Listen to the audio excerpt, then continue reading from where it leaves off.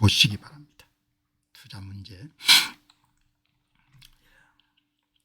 오늘 여러분들 이 투자 문제의 첫 주제는 한국의 원화가 여러분들 약세 경향이 좀 오래 지속될 가능성이 높겠네요. 강달러 복귀라는 부분이 오늘 특히 이제 제임스 온 박사가 어려워지는 나라 보시면은 그냥 뭐 예외 없습니다. 그러니까 민간 섹터에 비해 가지고 정부 부분이 성장하는 겁니다. 그러니까 캐나다를 제가 가서 이렇게 연구를 많이 안 했지만 이 캐나다 에코노미스트인 제임스 온 박사를 보면은 아 캐나다 경제가 많이 어려워질 수밖에 없겠구나. 여기 제임스 온 박사가 이야기했는데 캐나다에서 늘어난 부분은 공공부문밖에 없다는 겁니다. 캐나다 고용이 22,000명이 증가했는데 67% 69%가 공공부문에서 발생했습니다. 공공부문이 민간 부분을 계속 밀어내고 있습니다. 구축 효과라고 하지 않습니까? 공공섹터가 계속 성장하는 겁니다. 그러니까 캐나다를 안 가보더라도 캐나다의 상황이 이렇게 여러분들 되구나 이렇게 볼 수 있는 겁니다. 다음 보시기 바랍니다. 여기에 제임스 온 박사 이야기입니다. 말씀하신 분은 미국의 하원금융위원장 프렌치 힐이 팍스 뉴스와 인터뷰에서 클래리티 법안은 초당적 지위를 받고 있어 법안 통과가 가능하다고 밝혔습니다. 그러니까 제임스 온 박사가 한마디 한 겁니다. 클래리티 법안이 통과되지 않을 거라고 믿는 자살 특공대원들이 정말 대단합니다. 자살 특공대원들이 어떤 사람인지 보니까 일부 트레이더들이 이야기하네요. 일부 트레이더들이 이 암호화폐의 그런 상품화를 명확하게 규정하는 불확실성을 제거하는 그런 부분에 대해서 통과하지 않을 것이다.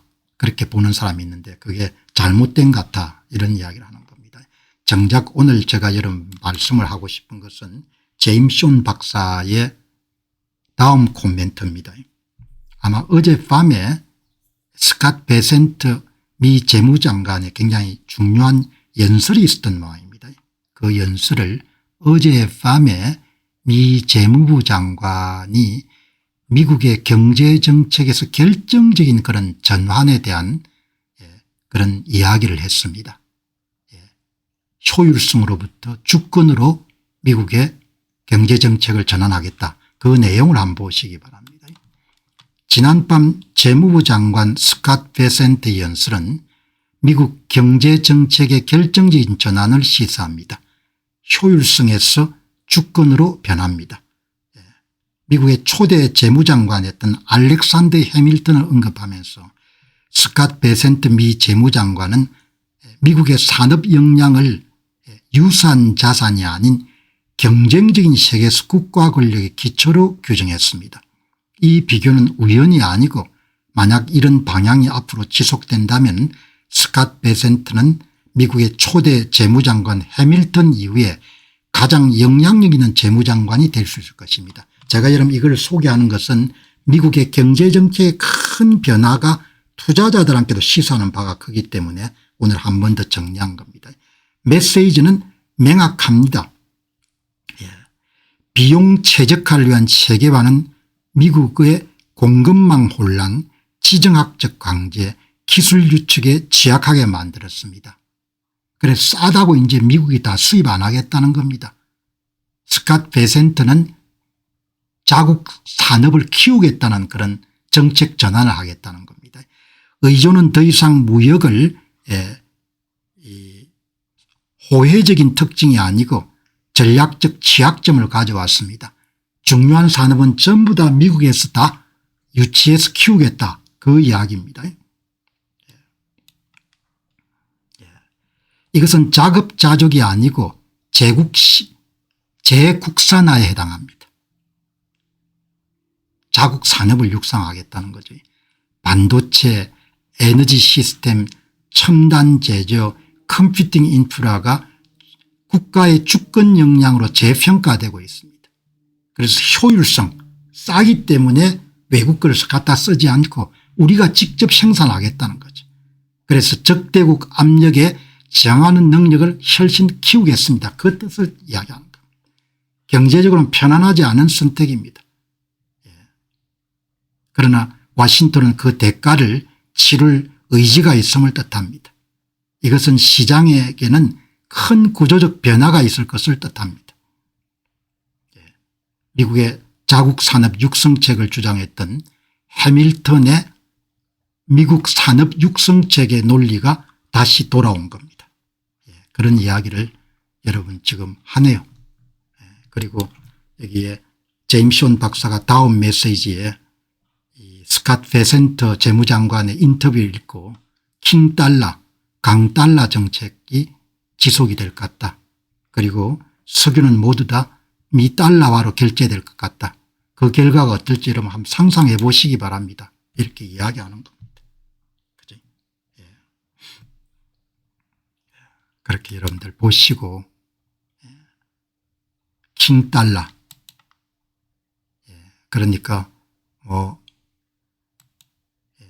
우리는 강달러를 가질 것이라고 생각합니다. 재무장관입니다. 우리 경제가 세계의 나머지로 점점 더 멀어지고 있기 때문입니다. 제임스 온 박사 이야기가 비관론자들 한번 생각해 보세요. 이렇게 이야기하는 겁니다. 우리는 당장 원화가 이런 상당히 영향을 받고 그러면 이 사람이 표준으로 삼고 있는 해밀턴이란 재무장관은 어떤 사람이었냐. 알렉산더 해밀턴은 미국 초대 재무부 장관으로 미국 건국 초기에 가장 강력한 국가 주도 경제정책을 밀어붙였던 사람입니다. 산업 육성과 제조 보호 그렇게 여러분 보시면 좋겠습니다. 자, 다음 이제 한국에도 운이 있습니다. 이런 메모리 칩 양대 기업을 갖고 있는 겁니다. 그러니까 이 메모리 분야를 상당히 중시하는데 아직도 저평가 상태다 그렇게 이야기를 하네요. 그런 이야기를 한 차례 한 게 아니라 수차례 한 겁니다. 제임스 온 박사가. 어제 여러분 장외 발표가 마이크론 테크놀로지가 여러분들 6개월간 주가 변한 거 보시기 바랍니다. 6개월간 3.2배 뛴 겁니다. 그다음에 마이크론 테크놀로지 여러분들 오늘도 뭐 오후 시간이 어떻게 끝난지 모르겠는데 오전에 14%까지 뛰었네요. 이번에 마이크론 테크놀로지의 분기 발표 성과 발표를 보고한 게 아니고 제임스 온 박사는 일관되게 엔비디아에 필적할 정도로 메모리 회사들의 주가가 저평가되어 있기 때문에 굉장히 여러분들 더 조정돼서 배율을 제대로 인정받을 것이다. 그런 이야기를 일관되게 펼칩니다. 제임스 온 박사가. 마이크론 실적은 단순히 강력한 수준이 아니라 거의 믿기 어려울 정도로 좋습니다. 최근까지 전형적인 경기 순항형 상품 기업으로 평가받던 회사인데 상분기 매출이 400억 달러를 기록했습니다. 그리고 4분기는 500억 달러 500억 달러 그리고 마진율이 86%가 될 것입니다. 그렇게 이야기하는 겁니다. 그러니까 지금도 주가가 엄청나게 저평가되어 있다는 이야기인 겁니다. 마이크론 테크놀로지에 대한 여러분들 평가가 3개나 여러분 글을 올렸네요. 핵심이 뭔고 하니까 엔비디아의 필적알 등을 여러분들 그렇게 평가를 제대로 받을 것이다. 결국 월스트리트는 펀더멘탈을 인정하게 될 것입니다. 마이크론 실적 발표는 AI가 제품 사이클이 아니라 플랫폼 구축이라는 것을 보여줍니다. 이미 16건의 5년 장기 전략 계획을 체결했고 고객사와 설비 투자가 수년간의 인지 자본을 뒷받침하고 있습니다. 2027년에 급격한 피크 이후에 하락을 예상하는 모델은 이 사이클의 지속기간과 형태를 완전히 잘못 읽고 있는 겁니다. 메모리 칩 회사들의 수요가 상당 기간 계속될 거라는 그런 전망을 일관되게 제임스 온 박사가 이야기하고 있는 겁니다. 그다음에 이런 또 긴 글을 올린 겁니다. 마이크론 최근 실적은 근본적인 재평가를 요구하고 있습니다. 반도체 업체 전체에 비해 가지고 메모리 칩 회사들의 주가가 여전히 저평가되어 있습니다. 그렇게 보는 겁니다. 그러니까 제가 깊게 메모리 반도체를 연구를 안 해봤기 때문에 뭐라고 이야기를 하기는 힘든 것 같은데 제임스 박사는 어마어마하게 높게 여러분들 반도체 회사들을 평가하는 겁니다. 사이클 제품이 아니고 그냥 플랫폼 제품을 판매하는 회사가 됐다는 거죠. 제품 주기이론에서 완전히 벗어나서 이 문제를 봐야 된다는 겁니다. AI 인프라는 컴퓨팅 성능만으로 충분하지 않습니다. 메모리가 핵심적인 기능을 담당합니다. 메모리가. 마이크론 이런 메모리를 사기 위해 고객들이 220억 불 선불로 지불했다는 겁니다. 한국 회사들도 많이 좋겠죠. 제 생각에는 지난 50년간 마이크론이나 삼성전자나 SK하이닉스를 특징지었던 메모리 시장의 호황불황 주기는 끝났습니다. 사이클 제품이 아니라고 보는 겁니다. 중요한 것은 AI 데이터 센터에 국한된 것이 아니고 국방, 로봇, 자동차 쪽으로 확대되고 있다는 것입니다. 그러니까 뭐 엄청나게 여러분들 수십 년 동안 지속적으로 증가될 걸로 보는 겁니다. 메모리 칩 회사의 수요가. 마이크론은 다음 분기에 매출이 500억 달러 순이익이 350억 달러인데 이게 2025년 3월 달 엔비디아의 실적인 모양입니다. 그러니까 주가가 훨씬 더 앞으로 더 오를 것 같다 이렇게 이야기를 하는 겁니다. 여러분들이 추가 조사 한번 해보시기 바랍니다. 저는 신뢰하는 제임스 박사가 워낙 메모리 칩 회사들을 저평가되어 있다고 이렇게 주장하기 때문에 참고로 엔비디아는 시가총액이 약 4조 달러에 달했던 2025년 3분기에 약 350억 달러 매출과 200억 달러 순이익을 기록했습니다. 이거는 마이크론 같은 회사들이 여전히 어마어마하게 저평가되어 있다는 것을 뜻하는 거죠. 여러분이 참조하셔 가지고 메모리 반도체에 관심 있는 분들은 추가적인 조사를 한 번 더 해보시면은 한 번도 아니고 틈틈이 여러분들 마이크론의 그런 저평가 상태 메모리 칩이 AI 여러분 핵심 인프라로 포함되어야 됐다는 주장을 제임스 박사가 계속해서 여러분들 이야기를 하니까 참조하시기 바랍니다. 가격이 많이 떨어졌습니다. 앞에서 미국에서 활동하고 있는 계신 분이 비트코인하고 비트코인 레버리지 투자를 40% 정도 했다고 자기 자산 총액에 자기 자산에 이름 100만 원 중에 40만 원 정도를 투자했으니까 조금 많은 거죠. 제가 이 방송에서 한 10% 정도 안 넘었으면 좋겠습니다. 이렇게 말씀을 드렸는데 40%까지 한 겁니다. 그러나 미국의 비트코인에 대해서 확신을 가진 사람은 40% 투자하는 사람도 많으니까 뭐 그렇게 너무 그거 하실 필요가 없는데 그럼 지금처럼 이렇게 여러분들 특히 MSTR 주식들이 폭락할 때는 어떻게 해야 되냐. 지금은 방법이 없지 않습니까? 지금은 본인이 처음에 가졌던 투자 가설이 변한 거는 별로 없기 때문에 그냥 갖고 있는 거죠. 2025년 4월 달에 트럼프 대통령의 이런 관세 발표에 따라 가지고 되게 주가가 한 20% 정도 조정받았지 않습니까? 20% 정도 조정받았죠. 그때 노르웨이 국부펀드의 니콜라스 탕겐 CEO가 한 이야기가 명언이지 않습니까? 영어로 Keep calm and carry on. 그냥 입 딱 다물고 계속 갖고 있는다. 그렇게 이야기했지 않습니까? 그렇게 방법을 선택할 수밖에 없죠. 그다음에 stay your course. 40%대 60% 투자했으면 더 이상 늘리지 않고 40%를 계속 유지하는 거죠. 더 여러분들 확신이 있으면 뭐 지금 쌀 때도 더 살 수가 있겠죠. 그거는 뭐 본인이 이제 알아서 판단하셔야 되는 겁니다. 가격이 폭락하면 공포감이 여러분들 밀려오는데 저는 별로 그런 거 전혀 없거든요. 어차피 돈은 투자한 거고 중간에 여러분들 무슨 팔아가지고 여러분들 이익 챙길 생각도 없고 그러니까 그냥 가는 거죠. 예. 오늘 여러분들 조금 뭐 그렇다 이렇게 볼 수 있겠지만 한번 보시죠. 이렇게 시장이 뭐 어마어마하게 안 좋을 때 이 분야를 오랫동안 봐온 사람은 무슨 생각하냐 이게 궁금하지 않습니까? 닥터 마고트 페이저라는 분은 비트코인 투자를 오래 해오신 분 같아요. 오래 해오신 분입니다. 이분은 오래 해오셨는데 이분 이야기 한번 들어보시기 바랍니다. 이분이 물리학자네요. 물리학자가 여러분 뭐라고 이야기하는지.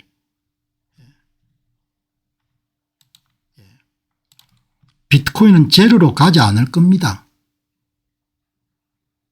비트코인은 기업 여러분들 주식이 아니지 않습니까? 네트워크 자산이지 않습니까? 수억 명 정도 관련된 네트워크 자산이기 때문에 그 이야기를 했네요. 그것은 주식을 가진 회사가 아니기 때문입니다. 그리고 피라미드 사기도 아닙니다. 비트코인은 분산형 원장이고 전 세계 화폐 생활의 다양한 측면에 통합되어 수많은 사례를 갖고 있습니다. 만약 이것이 보이지 않는다면 여러분이 보지 않으려고 노력하지 않기 때문입니다. 여기에 물리학을 하신 분이 이런 코멘트를 남긴 겁니다.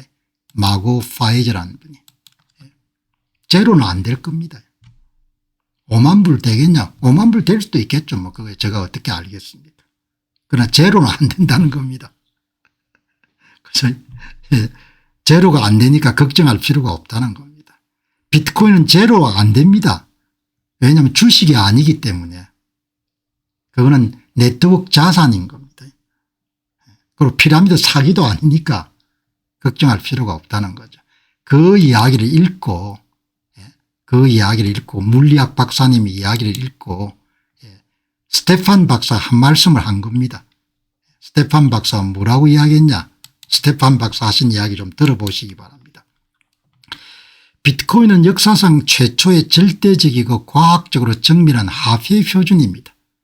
에너지와 암호학에 기반한 최초의 선도 기술입니다.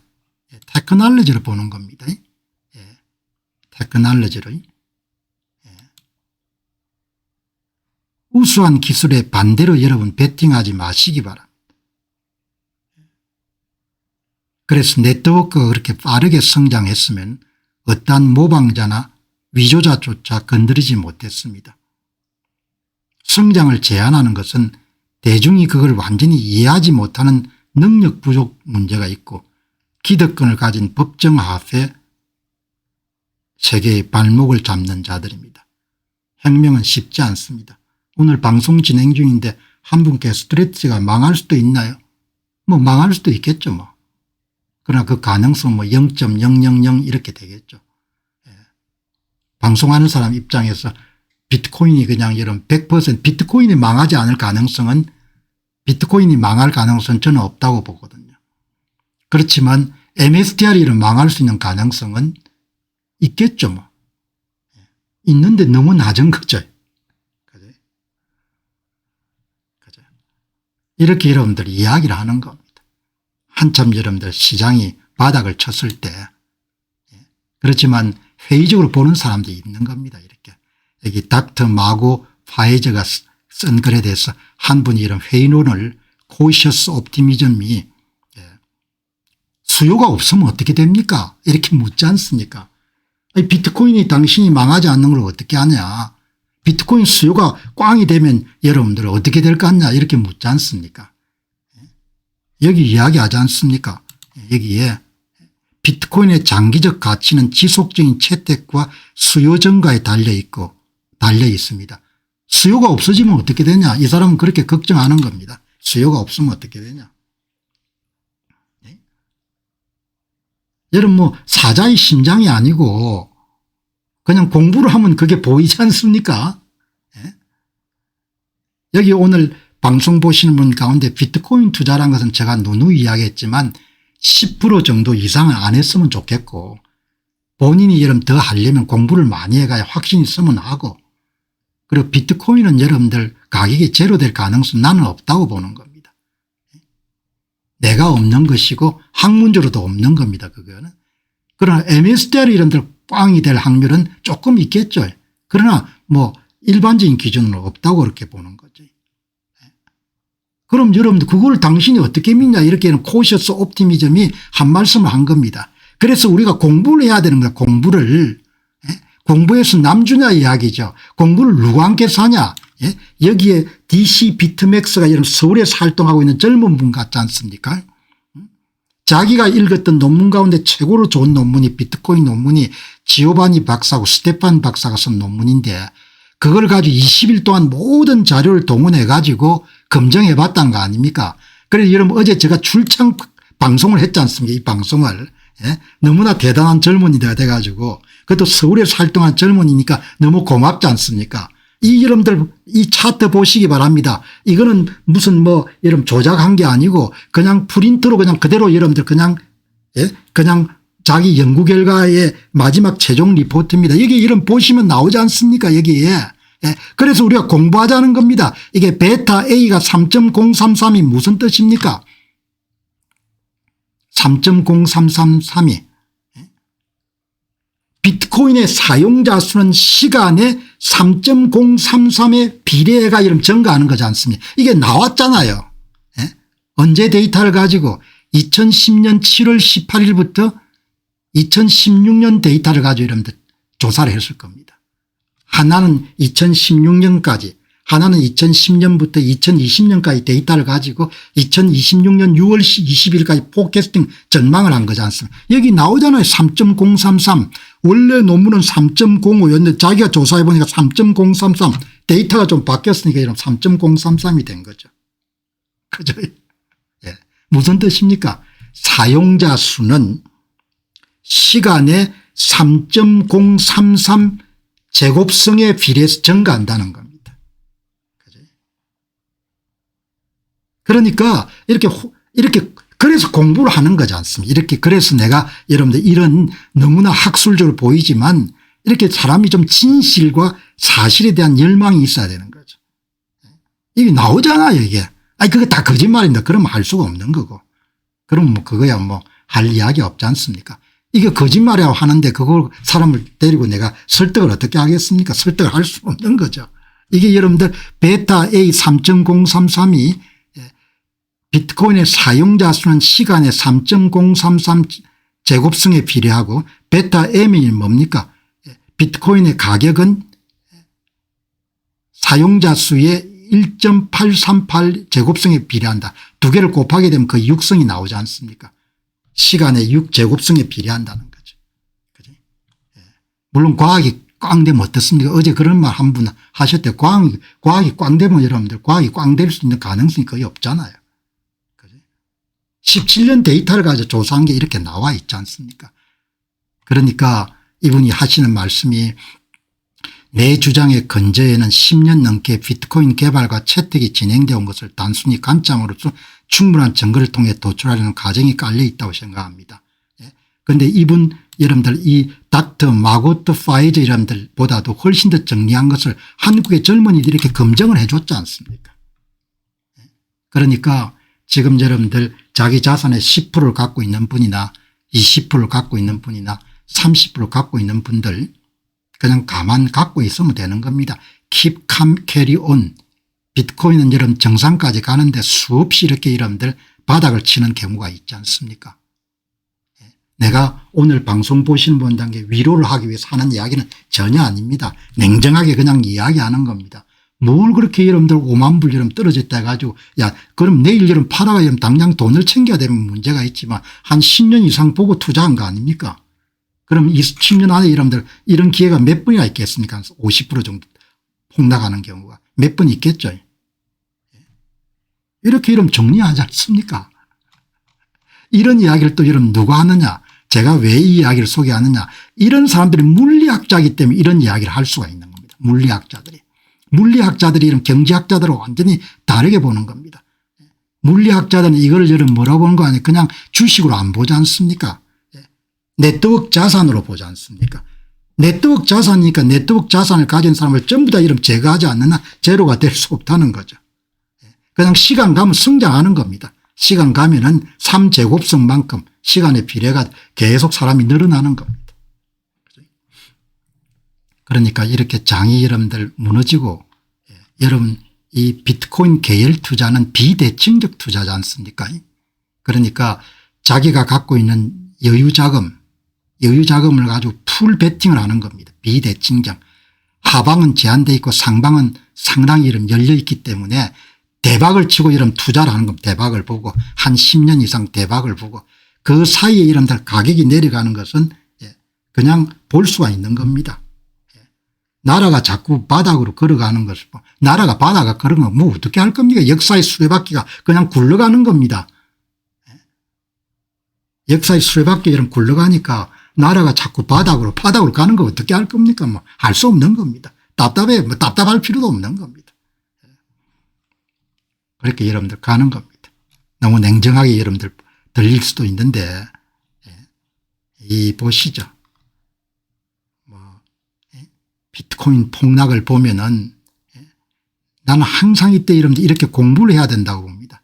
스테판 박사가 20시간 전에 최근에 여러분들 발표한 논문을 이야기한 겁니다. 이 논문은 뭔가 하니까 비트코인의 시장 가치, 비트코인에 투입된 자본이 어떤 규칙을 따라 성장하는가를 규명한 논문입니다.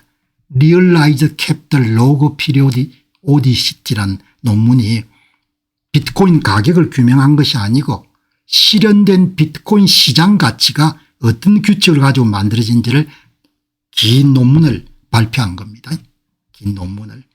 그러니까 이렇게 여러분들 어려울 때 이 논문도 한번 보시기 바랍니다. 비트코인 실현 자본, 비트코인 가격이 아니고 비트코인의 시장 가치, 총 시장 가치가 어떤 식으로 변해가 오는지를 연구한 겁니다. 연구. 아주 여러분들 연구를 잘했네요. 이 보시면은 비트코인 가격은 오랜 기간 몇 법칙을 따르고 그 성장 과정에 주기적으로 반복되는 파동이 나타납니다. 그 로그 주기성이라고 하죠. 그런 여러분 우리가 공부했습니다. 놀라운 점은 이 동일한 패턴이 비트코인 가격에서만 관찰되는 것이 아니고 실제 사람들이 비트코인에 투자한 자본, 누적 자본, 실현 시가총액이 똑같이 발견된다는 것입니다. 무슨 뜻인가 하니까 비트코인 가격도 몇 법칙을 따르고 비트코인의 시장 가치도 몇 법칙을 따른다는 겁니다. 즉 비트코인의 호황불황 주기는 단순한 투기 심리가 아니고 자본이 쌓여가는 근본적인 과정 자체에 내재되어 있다는 겁니다. 여러분 이런 이야기는 물리학을 한 사람들만이 나올 수 있는 주장 같아. 그냥 경제학이나 경영학을 한 사람들은 그냥 주식과 같이 이런데 그냥 투자 자산으로 보는 겁니다. 가격과 실현 자본은 시장 가치는 서로 지연된 피드백 루프를 통해 연결되어 있고 이것은 비트코인이 단순한 투기 자산이 아니고 진짜 경제 시스템으로 성장하고 있음을 보여줍니다. 네트워크 자산입니다. 복잡계. 디지털 복잡계까지. 그래서 없앨 수가 없는 겁니다. 수억 사람들이 여러분들 거래를 하고 있는 겁니다. 그러니까 짧은 글이지만 오늘 긴 논문을 요약한 내용이 바로 여기에 여러분들 하나로 딱 표시가 될 수 있는 거죠. 비트코인 가격도 몇 법칙을 따르고 비트코인의 시장 가치도 모두 몇 법칙을 따르는 겁니다. 그리고 가격과 시장 가치 모두가 람다2 그러니까 탄생일수로부터 멀어질수록 점점 사이클 길이가 길어지는 거죠. 람다2 2배씩 길어지는 겁니다. 가장 특징은 로그 주기성 몇 법칙을 따르는 주기성은 비트코인 가격에서도 관찰되고 실제 투입된 자본 형성 과정에 나타난 겁니다. 그러니까 걱정할 필요 하나도 없는 겁니다. 그냥 여러분들이 이렇게 하나도 걱정할 게 없는 겁니다. 기분이 좀 나쁘죠. 그리고 조금 아쉽지 더 싸게 살 수 있는 건데 그는 뭐 더 싸게 살 수 있는 시점을 알 수 있으면 여러분 그러면 얼마나 좋겠습니까. 그거는 다 하기 힘들지 않습니까. 그냥 갖고 있으면 되는 겁니다. 제가 거짓말하는 게 아니고 이 논문이 밥 먹여주나 그렇게도 이야기할 수 있겠죠. 학문에 대한 여러분 존경심이 없는 사람은 그렇게 이야기할 수. 여러분 이 논문이 여러분들은 뭡니까 수십 페이지 아니라 한 10페이지 이상 정도 되는 논문입니다.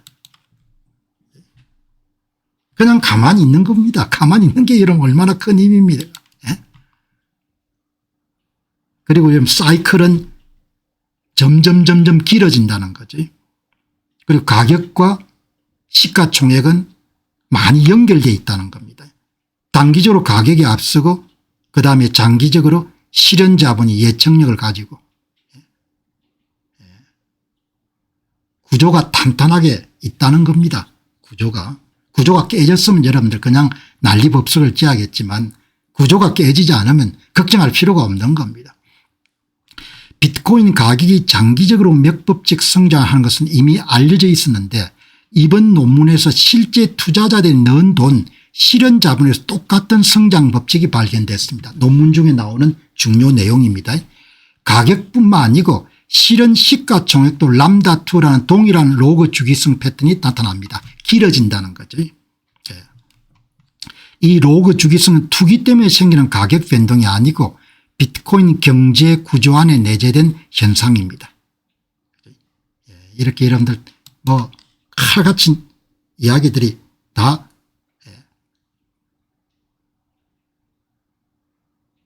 단기적으로 가격이 움직임을 주도하지만 장기적으로는 실제 투입된 자본이 미래 가격을 예측하는 힘을 갖고 있습니다.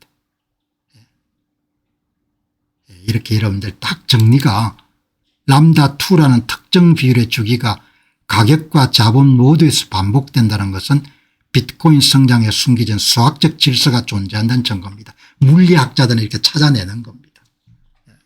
그러나 뭐 이런 부분에 대한 그런 이해나 좀 존중심이 없는 경우에는 하찮게 생각하겠지만 저는 대단히 중요하게 얘기하는 겁니다. 결국 비트코인의 반복적인 상승과 하락은 투기꾼들의 장난이 아니고 신뢰 자본이 축적되고 확장되는 자연스러운 과정에 표현하는 것이 이번 연구의 핵심 메시지입니다. 그러니까 너무 이렇게 걱정하시거나 그렇게 보실 필요가 없을 것 같고 다음에 MSTR 이런 폭락을 보시기 바랍니다. 레버리지 투자기 때문에 조금 위험하죠. 비트코인에 비해 가지고. 그러나 오리지널 비트코인 투자를 하는 것에 비해 가지고 기대 수익성이 높기 때문에 MSTR을 투자를 하는 겁니다. 여기 보시면은 킬라님이 한마디를 하니까 스테판 박사가 거기에 대한 답변을 한 겁니다. 한번 들어보시죠. 그들이 여기서 하려는 의도가 무엇인지 상당히 명백하다고 생각합니다. MSTR을 붕괴시키려 하고 있습니다. MSTR을 망하게 하려고 합니다. MSTR을 망하기가 쉽지가 않죠. 자산이 이런 비트코인이니까. 그러니까 스테판 박사 하시는 말씀이 비트코인을 붕괴시킬 수가 없습니다. 회사는 망하게 할 수가 있는데 이건 회사가 아니고 회사 주식이 아니고 수많은 사람들이 참여한 네트워크 자산이기 때문에 붕괴시킬 수 없습니다. 그러나 MSTR이나 ASST처럼 금융공학을 과도하게 사용하면 다르게 하면 레버리지를 과도하게 사용하면 공격 면적이 증가할 뿐입니다. 그래서 공격을 당하는 겁니다. MSTR이 2단하니까 이렇게 공격을 많이 당하는 거죠. 그렇다 이런 100% 부도 위험이 없다 뭐 그런 이야기는 아닌 거죠. 그런데 나는 부도 위험이 없다고 생각하고 투자를 하는 겁니다. 두 사람은 현재 비트코인과 마이크로스트리트에 대한 공격 시도가 진행 중이라고 보고 있습니다. 스테판 박사는 비트코인 자체는 붕괴 불가능하지만 과도한 레버리지를 이용한 상품은 공격받을 여지가 있다고 경고합니다. 그만큼 리스크를 감당하는 겁니다. 레버리지 비트코인 투자를 할 때는 리스크를 감당하는 거죠. 그러니까 본인이 리스크를 어느 정도 갖고 있냐 문제는 본인이 판단해야 되지만 그래서 저는 비트코인 투자액에 비해서 현저하게 MSTR 투자액이 적죠. 왜냐하면 레버리지 투자액 수라는 것을 분명히 본인이 알기 때문에. 그러니까 뭐 그렇게 뭐 고민할 필요가 없는 겁니다. 금융공학이 왜 이런 많은 거 하니까 레버리지를 쓰니까. 금융공학은 레버리지와 파생상품과 옵션과 스왑과 구조화 상품과 ETF와 채권 발행은 복잡한 금융기법을 활용해 수익을 극대화하거나 위험을 관리하는 기술입니다. MSTR은 비트코인을 담보로 대규모 전환사채나 보통주 그리고 연구 우선주를 발행하는 전부가 다 레버리지를 일으켜가지고 비트코인을 사는 전략이죠. 그러니까 금융공학을 과도하게 사용하게 되면은 공격받을 면적이 넓어진다는 것이 스테판 박사의 주장인 거죠.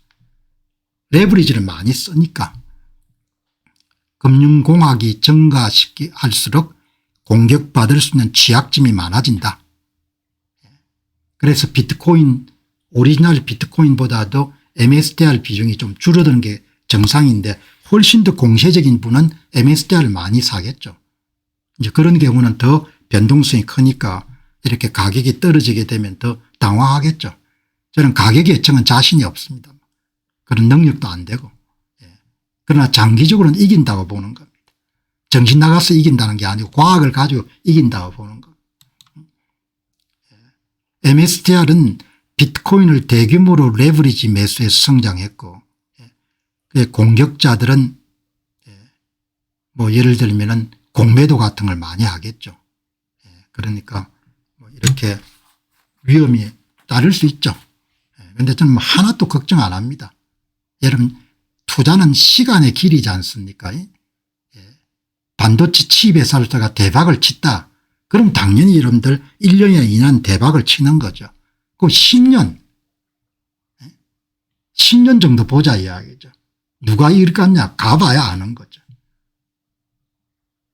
세대 간 부의 이전 정도로 저는 생각하는 거니까 비트코인 계열 투자는 이길 수 있다고 보는 거죠. 내가 이길 수 있다는 것이 아니고 자산 성격 자체가 이길 수밖에 없다는 겁니다. 호들갑을 떨고 할 필요가 전혀 없는 거죠. 이렇게 여러분들 보시면은 입 깍 다물고 이러면 참는 것도 어마어마하게 이런 예술이지 않습니까? 스토익 투자자가 되는 거죠.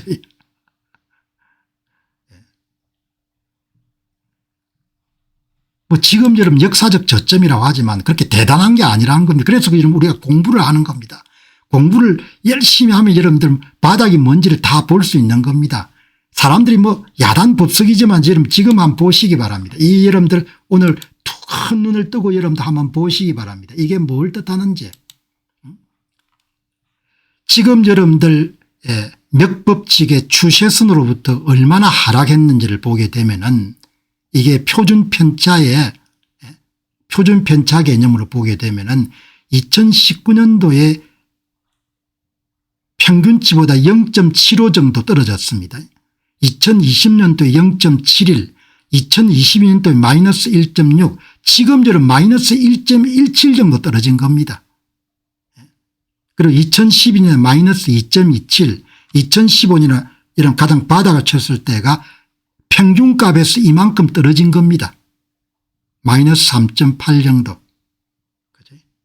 그러니까 지금 여러분들 거의 어느 수준인 거 아니까 2012년 정도 수준까지 떨어진 겁니다.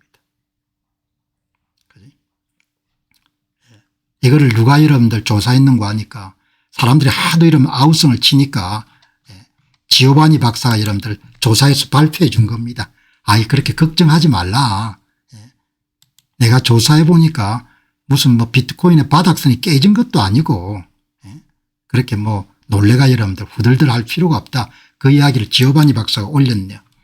현재 가격은 장기 맥법칙 추세선이 13만 5천 불인데 마이너스 1.2 정도 떨어졌다 이야기죠.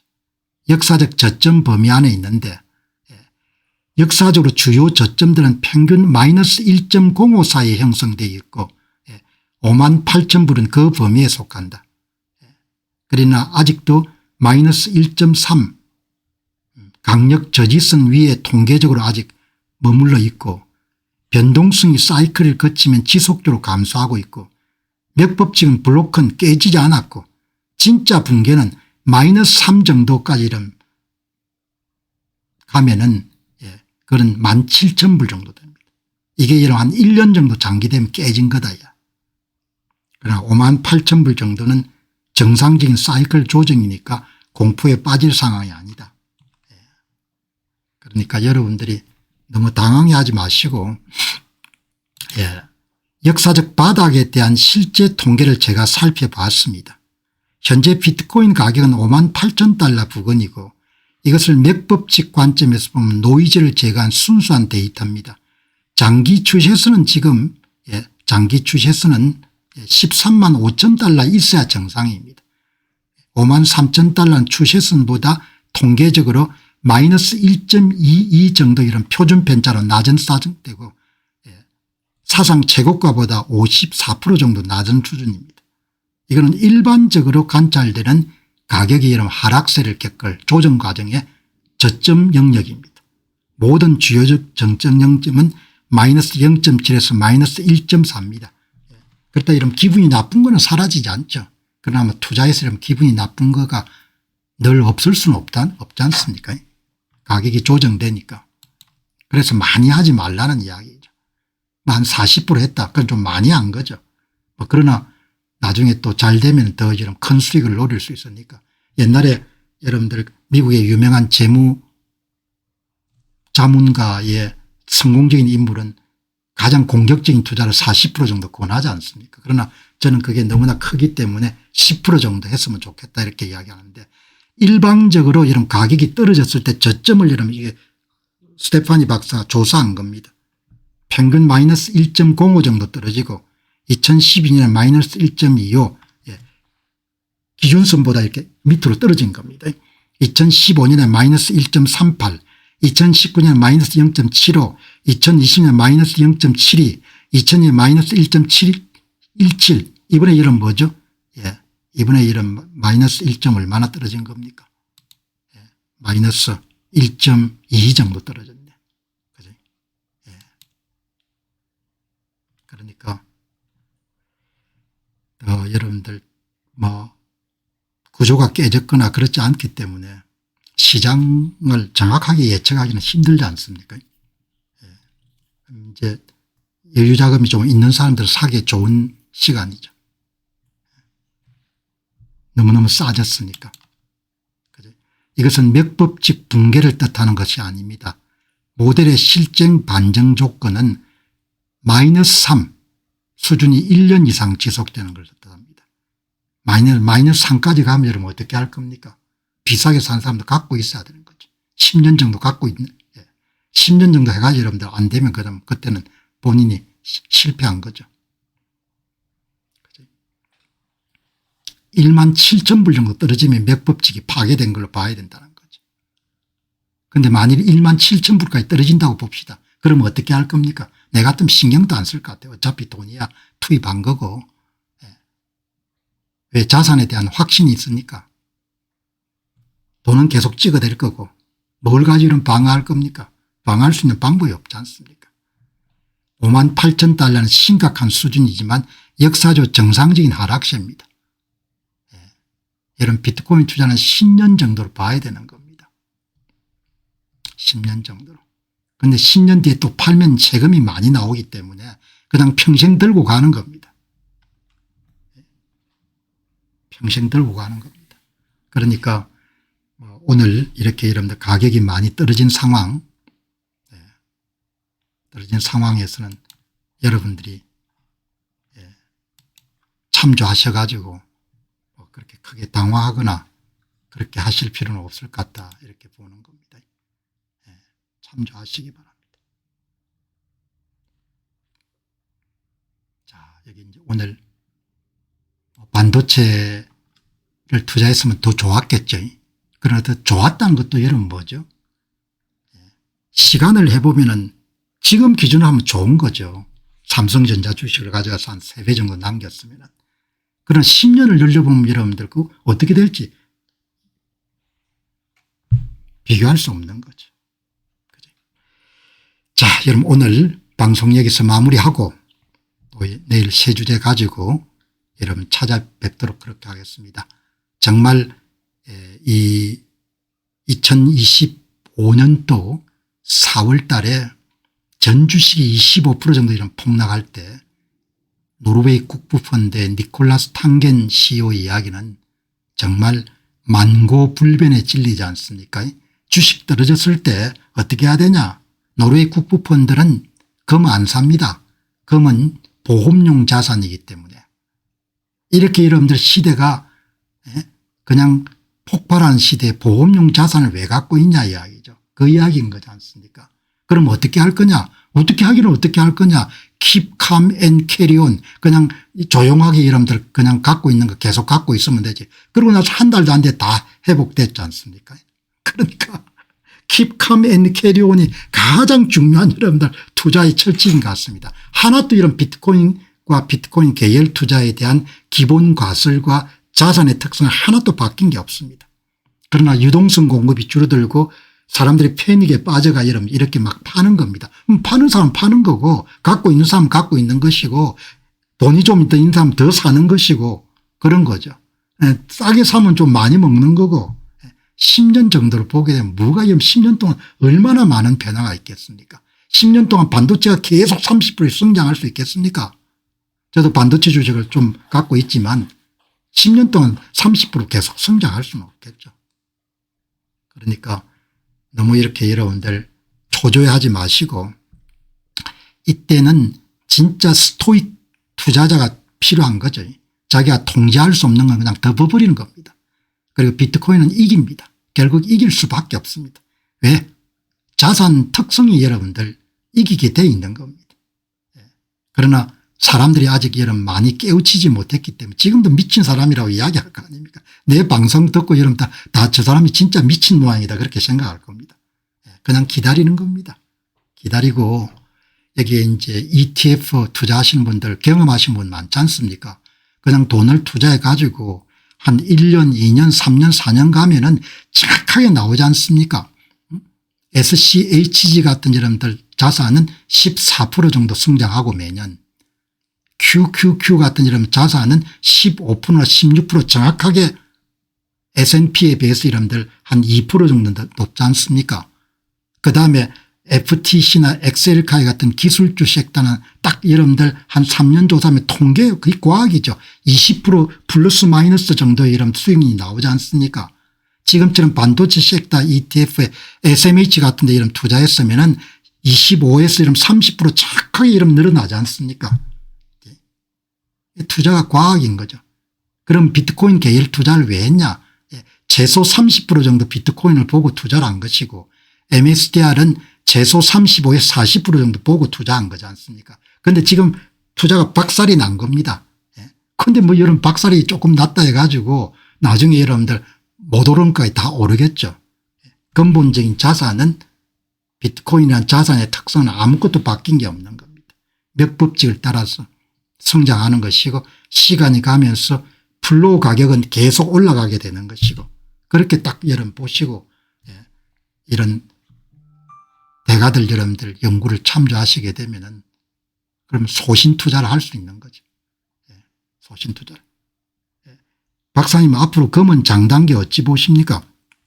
금은 거듭 이야기했지만 보험용 자산이지 않습니까? 중국 사람들 많이 사는데 보험용 자산 역사적으로 금 여러분들은 9% 정도 올랐죠. 역사적으로 금을 법정화폐 달러로 환산하게 되면 9% 성장하는 겁니다. 9% 성장하는 자산에 투자를 어떻게 합니까? 왜냐하면 미국의 달러가 여러분 7에서 8% 정도 발행량이 증가하니까 그냥 최소한 여러분들 7에서 8% 정도는 마이너스를 치게 되면 금은 거의 자산을 정식할 수 없는 자산이지 않습니까? 통계적으로 금은 재산을 늘릴 수 있는 자산이 아닌 겁니다. 그냥 전쟁이나 이렇게 발생했을 때 금을 들고 있는 거가 되는 거죠. 연평균 9%입니다. 9%. 원화자산 같은 경우는 제가 누누이 강조했지만 13에 15% 정도의 명목 성장을 해야 원화자산이 커버되지 않습니까? 달러 대비 원화 하락률하고 원화 통화량 증가까지 다 합치게 되면은. 그래서 이런 코덱스 여러분들 무슨 한국 ETF 같은 거는 그냥 돈을 넣어놓으면 그냥 그대로 손해본다는 이야기 실질 성장률은 마이너스에 가깝게 나오는 거지 않습니까? 그러니까 좀 젊은 분들은 대단히 공격적인 투자를 해야 되는 거죠. 무슨 투자? 달러와 자산에 공격적인 투자를 해야 되는 겁니다. 그래서 반도체가 이렇게 오르기 전에 SMH나 SMHX 같은 그런 반도체 섹터 ETF를 강하게 권했던 거죠. 그런데 그런 자산 가운데 비트코인은 그야말로 비대칭적 투자니까 하방은 제한되어 있고 손해를 보는 것은 상방이 많이 열려 있기 때문에 거기서 더 욕심을 가지니까 MSTR 같은 투자를 하지 않습니까? 그죠? 그러니까 그거는 워낙 변동성이 강하니까 자기의 자산의 이런 전체 가격이 그냥 비트코인 계열 투자에 따라서 그냥 늘뛰기를 하니까 그게 보통 사람들이 심적으로는 감내하기가 힘드니까 그냥 한 10% 정도 투자를 했으면 좋겠다. 그렇게 권하지 않습니까? 그러니까 아무 문제가 없는 겁니다.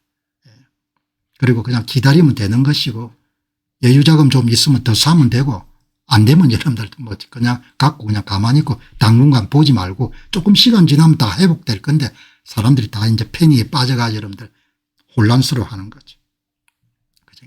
예. 마무리하도록 하겠습니다. 감사합니다.